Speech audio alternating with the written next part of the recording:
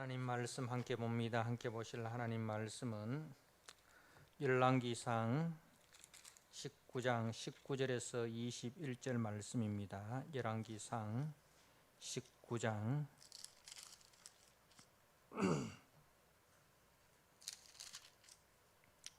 19절에서 21절 말씀, 주신 말씀을 봉독드립니다. 엘리야가 거기서 떠나 사밧의 아들 엘리사를 만나니 그가 12기릿소를 앞세우고 밭을 가는데 자기는 12째 기릿소와 함께 있더라. 엘리야가 그리로 건너가서 겉옷을 그의 위에 던졌더니 그가 소를 버리고 엘리야에게로 달려가서 이르되, 청하건대 나를 내 부모와 입맞추게 하소서. 그리한 후에 내가 당신을 따르리이다. 엘리야가 그에게 이르되, 돌아가라. 내가 네게 어떻게 행하였느냐 하니라. 엘리야가 그를 떠나 돌아가서 한 기릿소를 가져다가 작곡 소의 기구를 불살라 그 고기를 삶아 백성에게 주어 먹게 하고 일어나 엘리야를 따르며 수종 들었더라. 아멘. 오늘 열왕기상 19장 19절에서 21절 말씀, 엘리사의 소명이라는 제목으로 주신 말씀을 함께 나누고자 합니다. 이제 엘리야는 하나님의 산 호렙산, 또 다른 이름으로는 신의 산에서 이제 하나님으로부터 새로운 소명을 받고 다시 선지자의 길로 나아갑니다. 오늘 15절에 보니까 여호와께서 그에게 이르시되 너는 네 길을 돌이켜 광야를 통하여 다메섹에 가서 이르거든. 이렇게 이제 하나님께서 엘리사에게 새로운 사명을 주셨는데 그 사명은 15절 하반절에 보니까 다메섹에 가서 이르거든 하사엘에게 기름을 부어 아람 왕이 되게 하고, 그러니까 다메섹 사람 제 하사엘에게 기름을 부어 아람 왕이 되게 하는 것. 그리고 16절에 너는 또 님스의 아들 예후에게 기름을 부어 이스라엘의 왕이 되게 하고, 그러니까 이제 북이스라엘의 그 예후에게 기름을 부어서 이제 그 아합의 가문을 심판하고 이제 북이스라엘의 왕이 되게 하라는 것입니다. 자, 그리고 이제 또 아벨 무홀라 사밧의 아들 엘리사에게 기름을 부어 너를 대신하여 선지자가 되게 하라. 그래서 아벨 무홀라는 지명입니다. 지명이고 사밧은 엘리사의 아버지의 이름이죠. 그러면은 이 아벨 무홀라가 어디에 있는가 우리가 한번 볼까요? 자, 열왕기상 4장을 한번 보도록 하겠습니다. 열왕기상 4장 12절입니다.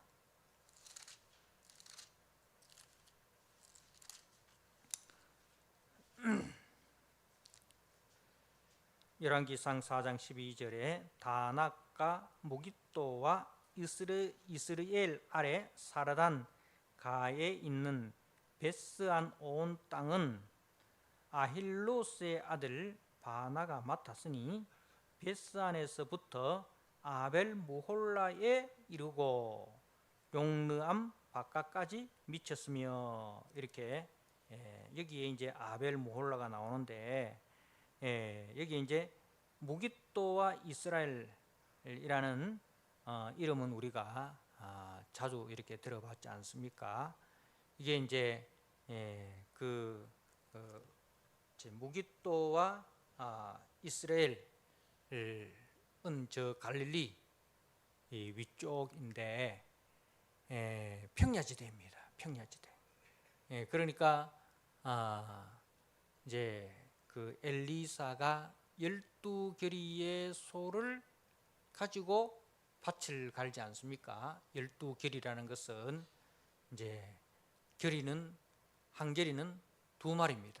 그러니까 우리나라는 보면 소 한 마리에 쟁기를 이렇게 재우는데 이스라엘은 소 2마리에 이제 쟁기를 메워서 이렇게 밭을 갑니다. 그러니까 12결이라는 것은 이제 24마리가 되는 거죠. 2마리가 한 팀이 되니까. 그러니까 엄청난 그 분홍이라 할 수 있죠. 우리가 6, 70년대만 해도 우리나라도 이제 소를 이제 일소로 키웠지 않습니까? 그래서 대부분 그 농가에 보면 소 한 마리씩 키웠는데 소가 그때 시골에서는 재산 목록 1호입니다. 그죠? 재산 목록 1호입니다. 근데 이 엘리사 시대, 그러니까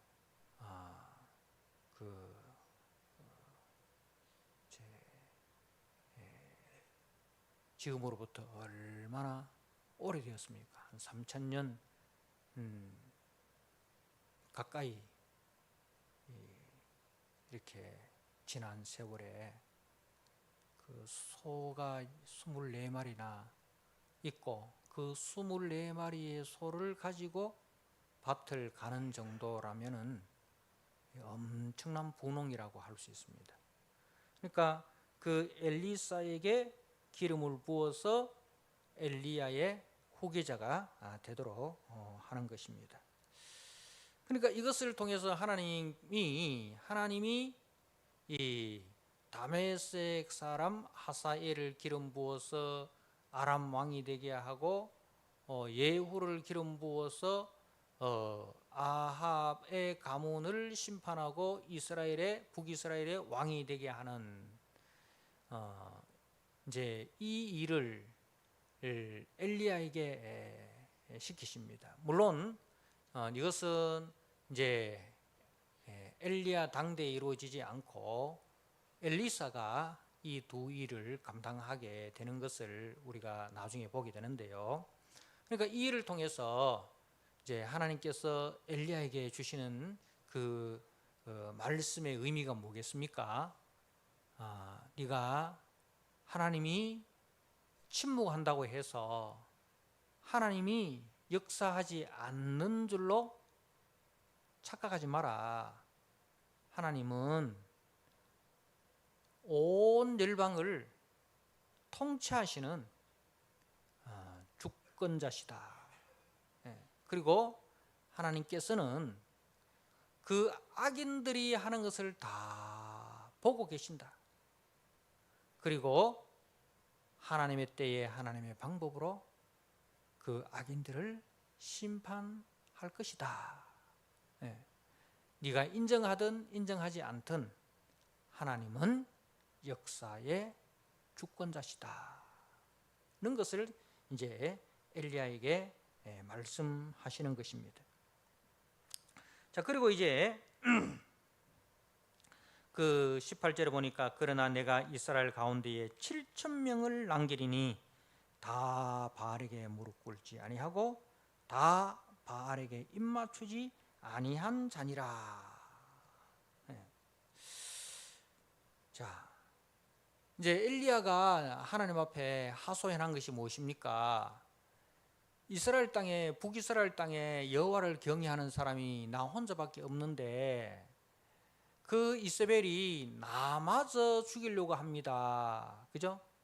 나만 남았다. 나 혼자만 남았습니다는 말씀을 여러 번 하는 것을 보았지 않습니까? 근데 거기에 대해서 하나님께서 뭐라고 말씀하십니까?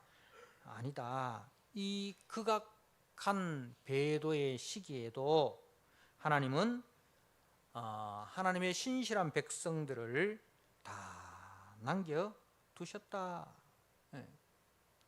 엘리야 너만 거룩한 삶을 사오고 있는 거 아니다. 너 외에도 하나님께서 7,000명의 성도를 남겨두셨다. 물론 이 7,000이라는 숫자가 그 문자적인 7,000을 말한다고 볼 수는 없습니다. 7,000이라는 것은 7이라는 것은 완전수죠. 그리고 1,000이라는 것은 하늘의 숫자입니다. 그래서 하나님이 남겨두신 완전수, 그러니까 남은 자를 이야기해요. 하나님께서 남겨두신 남은 자를 말씀하는 거예요. 그러니까 그 수가 얼마인지는 우리가 알 수 없지만은 하나님께서 이제 하나님의 백성들을 바알에게 무릎 꿇지 않고 바알에게 입 맞추지 않는 거룩한 하나님의 백성들을 남겨 두셨다는 것을 말씀합니다. 그러니 네 자신과 같은 엘리야와 같은 그 열심히 이제 보이지 않는다고 해서 또 네 성에 차지 않는다고 해서 저들을 부정하지 말아라. 다 엘리야 너와 같이 이 열성적으로 그리고 눈에 확 띄게 그렇게 일하지 않아도 다 자신의 삶의 자리에서 바알에게 무릎 꿇지도 않고 바알에게 입 맞추지도 않고 하나님만 섬기는 사람들을 하나님이 남겨두셨다. 자, 우리가 앞에서 이제 엘리야가 아방을 만나러 갈 때에 먼저 누굴 만났습니까? 아합의 국내 대신인 이제 오바댜를 만나지 않습니까? 그죠? 그 오바댜가 엘리야에게 하는 말이 무엇입니까? 이 오바댜가 이세벨이 여호와의 선지자를 찾아서 다 죽이려고 할 때에 이 오바댜가 하나님의 선지자 100명을 둘씩 나누어서 한 굴에 50명, 한 굴에 50명 이렇게 둘로 나누어서 저들을 떡과 물로 섬겼다. 그러니까 이제 그 오바댜를 통해서 100명의 선지자가 남아 있다는 것 들었죠? 그리고 그 오바댜 자신은 어려서부터 여호와를 경외하는, 지금까지 여호와를 경외하는 자라고 그렇게 말하지 않습니까? 그죠? 그러니까 엘리야는 자기가 자기 성에 차지 않는다고 해서 그들을 하나님의 일꾼으로 인정하지 않는 것이죠. 그러니까 이제 우리 모두가 다 엘리야가 될 수는 없어요. 그죠? 다 엘리야가 될 수는 없어요. 각자가 주어진 자리가 다 다르지 않습니까? 그죠? 각자가 주어진 자리가 다 다릅니다. 그리고 그 사람의 성향도 다 다릅니다. 이제 문제는 우리가 영적 침체에 빠지면 모든 것이 부정적으로 보여진다는 사실입니다. 그러니까 엘리야도 지금 영적 침체에 빠져버리니까 모든 것이 부정적으로 보여져. 자, 그러나 엘리야 여기 등장하는 엘리사처럼 이제 오늘 등장하는 그 엘리사처럼 말입니다. 이제 자신의 그 삶의 자리에서 묵묵히 하나님의 때를 기다리고 있는 믿음의 사람들이 있습니다. 그래서 7,000명 이야기가 나오고 엘리사 이야기가 나오지 않습니까? 그러니까 엘리사는 하나님이 남겨두신 그 7,000명 가운데 한 사람이다는 것을 우리가 알 수 있는 거예요. 이제 하나님의 때가 되어서 이제 엘리사가 하나님의 사람 엘리야를 도울 것입니다. 하나님은 시대마다 이렇게 하나님께서 남겨두신 그 남은 자를 통하여 일을 하십니다. 그리고 이제 하나님이 남겨두신 이제 최후의 보루가 누굽니까? 바로 우리 주 예수 그리스도시죠. 하나님께서 약속하신 그 남은 자, 이제 예수 그리스도께서 이 땅에 오셔서 새로운 하나님 나라를 이제 세우실 것입니다. 엘리야 시대에 엘리야를 대적하는 많은 악한 자들이 있었던 것처럼 이제 남은 자이신 예수님 시대에도 많은 사람들이 예수님을 대적할 것입니다. 이제 엘리야는 영적 침체에 빠졌고 이제 그러한 엘리야를 하나님께서 회복을 시키시고 살려주십니다. 자, 그런데 우리 주님은 어떻게 되십니까? 그 고난 가운데서, 그죠? 빌라도와 또 헤롯과 또 유대 종교 지도자들이 힘을 합쳐서 예수님을 십자가에 못 박으십니다. 못 박지 않습니까? 근데 하나님께서 엘리야를 살려주신 것처럼 예수님은 살려주지 않습니다. 예수님은 십자가 위에서 엘리 엘리 라마 사박다니, 나의 하나님 어찌하여 나를 버리시나이까, 이렇게 하나님 앞에 호소를 하지만 하늘로부터는 아무런 응답이 없습니다. 왜 그렇습니까? 그것이 예수님에게 주어진 사명이기 때문입니다. 예수님은 마지막 남은 자로서 우리의 죄를 대속할 유일한 하나님의 어린 양이기 때문입니다. 엘리야는 하나님의 유월절 어린 양이 아니지 않습니까? 모세도 마찬가지고요. 이제 모세는 언약의 이제 수여자이고, 그리고 그 엘리야는 언약의 수호자지 않습니까? 그러나 예수님은 언약의 완성자이십니다.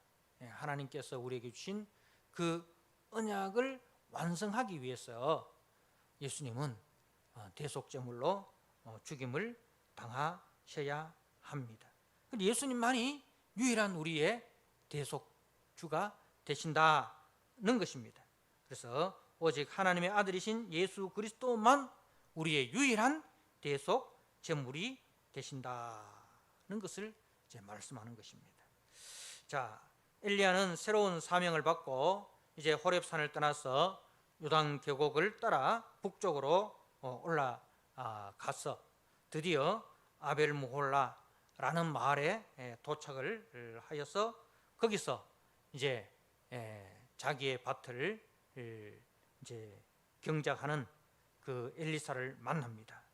오늘 19절 말씀에 엘리야가 거기서 떠나 사밧의 아들 엘리사를 만나니 그가 12계리소를 앞세우고 밭을 가는데 자기는 12째 계리소와 함께 있더라. 12째 계리소라는 것은 이제 앞에 이제 그 11계리의 소들이 밭을 갈고 12째 계리의 소로는 뭐냐면은 뒤에서 다 진두지휘하는 것을 이야기하는 거죠.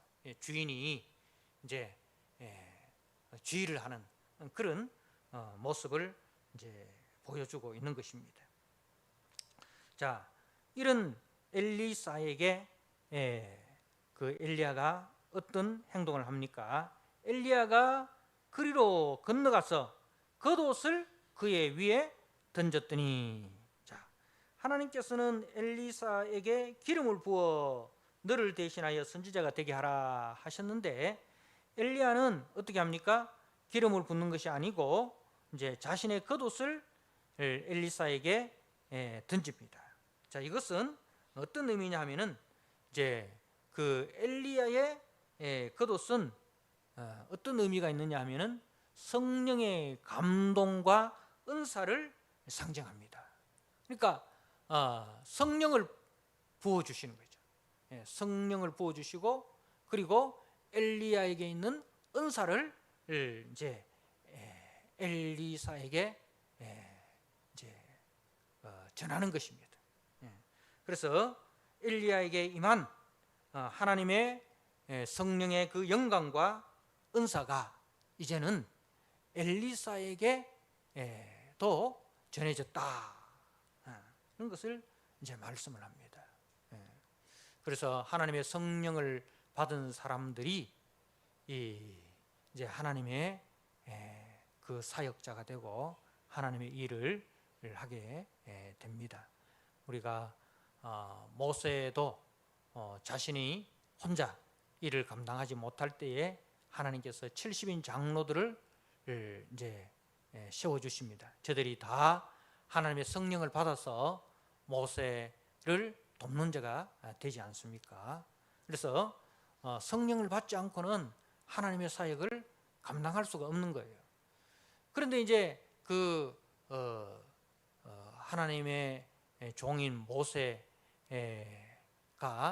그 70인 장로들을 모아서 이제 성령이 임하실 때에 거기에 두 사람이 그 모임에 빠져버립니다.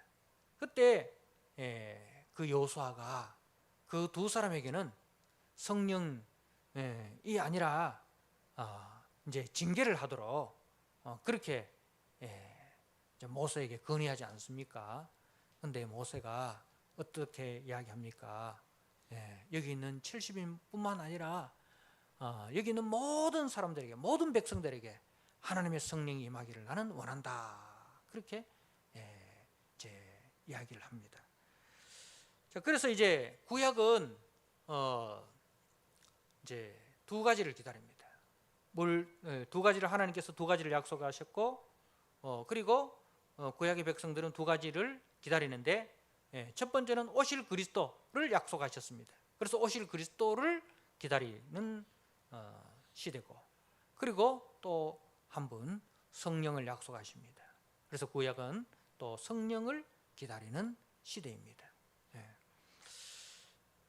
우리가 요엘서에 보면, 요엘서 2장에 보면 그 요엘 선지자는 하나님께서 이제 말세에, 마지막 때에 성령을 부어 주실 것을 바로 봤습니다. 그죠? 말세라는 것은 언제부터입니까? 예수님이 초림하신부터 말세, 종말이 시작이 되는 것입니다. 그래서 예수님께서 오셔서 이제 그 모든 성도들에게 성령을 부어 주실 것을 이제 그 예언한 것이죠. 그래서 그 요엘이 예언한 대로 사도행전 2장에 보니까 오순절 날에 모든 교회에 성령이 부어졌습니다. 자, 그리고 오늘 우리들도 역시 누구의 옷을 입었습니까? 엘리사가 엘리야의 겉옷을 입은 것처럼 이제 우리는 누구의 옷을 입었습니까? 그리스도의 의의 옷을 입었습니다. 그죠? 이제 우리는 옛사람의 옷을 벗어버리고 이제 하나님의 그리스도의 영이신 성령으로서의 옷을 입고 우리는 그리스도의 의의 옷을 입은 사람입니다. 그러므로 이제 우리가 이 시대에 누가 됩니까? 남은 자가 되는 거죠. 이 시대에 엘리야와 엘리사이고 우리가 이 시대에 남은 자, 예수 그리스도의 종이라는 말씀입니다.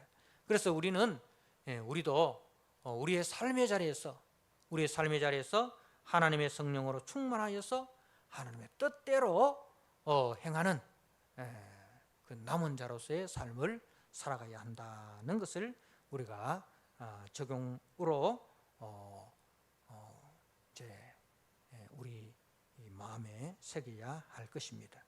자, 엘리사는 부르심을 받고 자신의 농사팀을 해체시킵니다.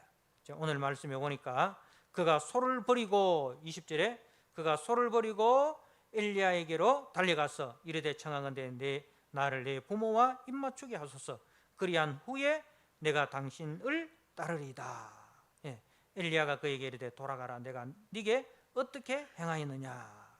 자, 이 말은 이제 엘리사가 부모님께 작별 인사를 하고 오겠습니다. 그러니까 엘리야가 작별 인사를 허락을 하면서 하는 말이 뭡니까? 내가 네게 행한 것을 잊지 말아라. 네, 다시 말해서 네가 내가 받은 성령과 나의 은사가 너에게 있다는 그것을 잊지 말아라. 너의 사명을 잊지 말아라. 그 말입니다. 당부의 말이죠. 말은 손에 쟁기를 잡고 뒤를 돌아보는 자는 하나님 나라에 합당하지 않다 하는 말입니다. 두 마음을 품지 마라. 그 부모에게 작별을 허락을 하지만 그러나 거기에 마음 빼앗기지 말고 네가 먼저 무엇을 해야 되는 사람인지를 늘 기억해라. 늘 기억해라. 네의 우선순위를 기억해라 는 말씀입니다. 주님 또 오늘 우리들에게 이것을 요구하고 있습니다. 우리가 누가복음 14장 말씀을 한번 보도록 하겠습니다.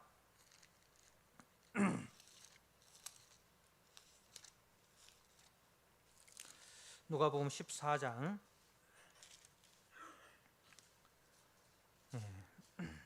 25절에서